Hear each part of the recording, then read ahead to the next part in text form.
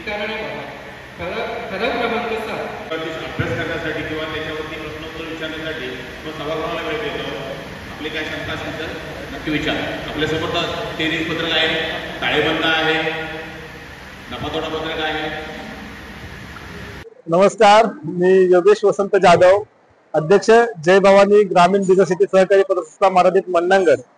आज दिनांक 1 सप्टेंबर 2024 रोजी 18वी वार्षिक सर्वसाधारण सभा आज या शिवस्मारक भवन धोत्रोळी इथे पार पडली आणि उत्साहात पार पडली।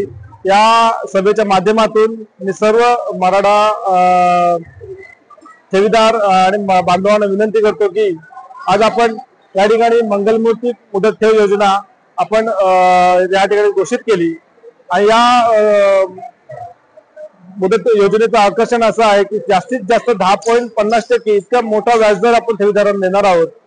त्याचप्रमाणे या वार्षिक सभेमध्ये आपण सर्वात जास्त म्हणजे 12% डिव्हिडंड लाभांश देखील आपण सर्व सभासदांना देणार आहोत।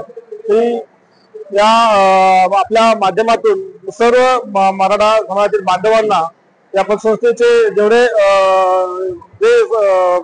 सभासद आहेत त्यांना विनंती करतो की आपण या योजनेचा जास्तीत जास्त लाभ करून पतसंस्थेला सहकार्य करावे। धन्यवाद।